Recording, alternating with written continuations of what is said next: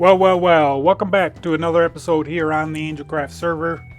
And I am back at the flower forest, back where we're going to build our flower farm. So that's the plan for today, or at least start the process. Now, I've come up with an idea, and what I would like to do is, well, here, let me try to explain a little bit so you can understand my thinking process. One is, if you remember the wool farm that we made a while back, I built that underground. And when you build farms like that, skeleton farms, mob farms, etc., etc., a lot of times building it underground is a lot easier because it hides all the redstone. You don't have to build an exterior shell and whatnot. In some of those farms, it's very, very difficult, or at least it's very difficult for me to try to wrap a farm like that with an exterior building, put a shell on it, and make it look aesthetically pleasing. So that's why you see a lot of farms, I think, underground for the most part, such as, all the mob farms, and the wool farm would be a good example. That building, for example, on that wool farm, if I wanted to put a shell on that, that would be a very, very, very large building, and yeah, I think it would just be overcomplicated. But that is exactly what I am going to try to do with this flower farm. I don't want to... It'd be very easy for me to build a little 3x3 or 5x5 house, and you go downstairs or underground, and that's where everything is. But that doesn't help and improve or, put anything on the outside of the land. So I want to do that. I want to make a big old building, and all it does is collect flowers. And I think in order to do that, it's going to have to be at a scale that's quite large. Because if you remember, for example, the storage, we're going to need storage and whatnot. So that means your item filters behind that, all that above ground, and then somehow encapsulate it inside of some kind of building. So with that said, what I've done is I've created a color palette, or come up with a color palette that I would like to use for this build. And this is what I've come up with. I like this. I wanted to create something lighter and a little bit more vibrant than the typical, for example, at my house, where I have more of it's a darker color scheme kind of ordeal. So I wanted to create something lighter, something that keeps in theme with the bright grass here in the flower forest and the various different colors and whatnot. And I think this palette here does that. I notice it's starting to get dark. Where's the sun? There it is. All right. So that's the idea for this.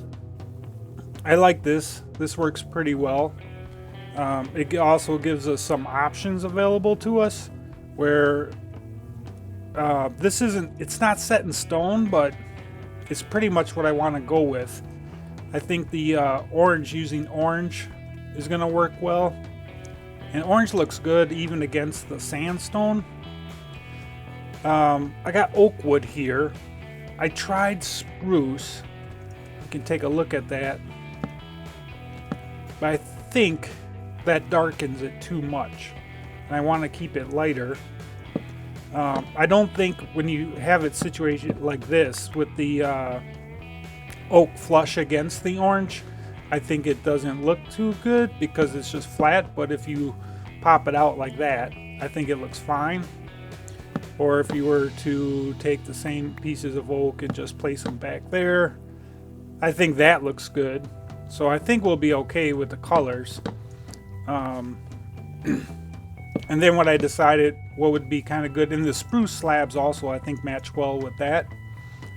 We'll have lots of glass, well, not lots and lots of glass, but definitely glass, stained glass also. The floor, I'm trying to mimic grass. So I went with lime green and regular wool, green wool. That's what I wanted to say. Green wool, lime green clay, and I think that works pretty good. This is also going to aid us where for lighting in the floor. If you take this out, you can put a jack-o'-lantern right underneath there, and then we can just put green carpet on top of it, and that'll give that's one way to hide lighting, plus it will give a little bit of texture, a little bit of bumps and whatnot in the ground.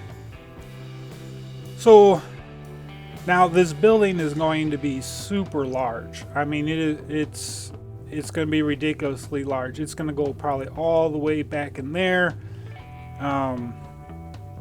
It's going to extend out that way a little bit also. So it's quite the challenge, but I think I'm up to it. I think I'm ready. I played this game long enough that I think I know what works and what doesn't work so much, or how to overcome these obstacles a little bit. So what I'm going to do now is I'm going to tear this down, and I'm just going to start laying a floor plan out, and then I'm going to see where that goes.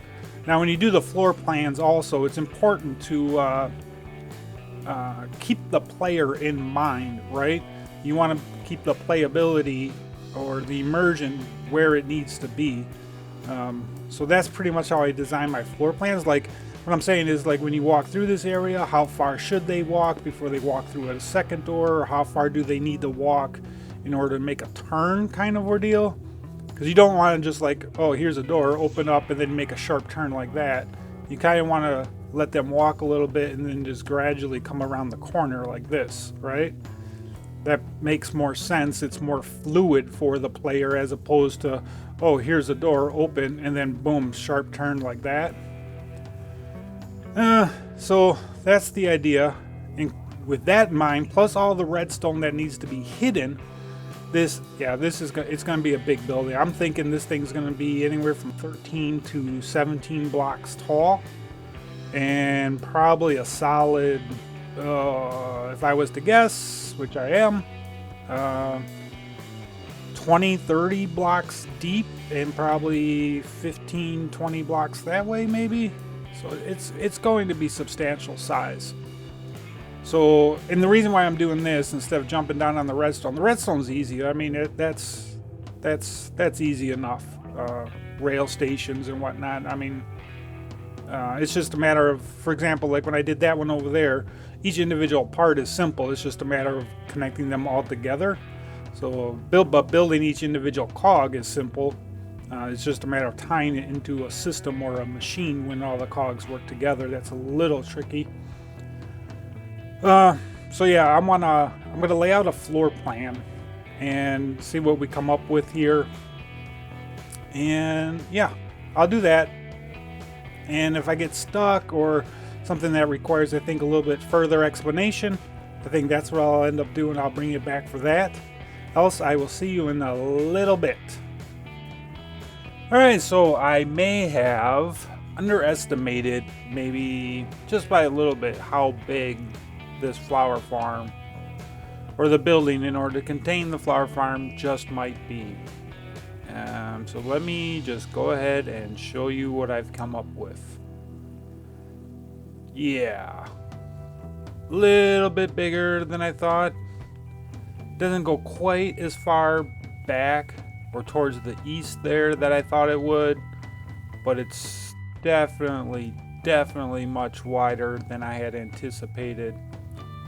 When I did this, I tried to go ahead and use the landscape to my advantage and without disturbing it as much as possible. So this is what I came up with. What we have is, I figured the main entrance is to be right here, and then you walk into this little section here. There'd be a single wooden door right here, and then down this hallway, double iron doors, and where these little bumps are right there, that would end up being dispensers, so you can get the 2 tall flowers. So maybe lilacs and peonies would be in there. And then there'd be a lever, you flip the lever, and then it automatically just starts rapidly firing those flowers at you. Down this corridor here, there's an elevation change here. Single iron door would be there again, and 2 more of these dispensing units here. So maybe rose bushes and sunflowers. And then I like this location for it because I can hide a little bit of the redstone inside this hill here. So that works out pretty good for me. I like that idea. This little path right here is where one of the mine carts would come up.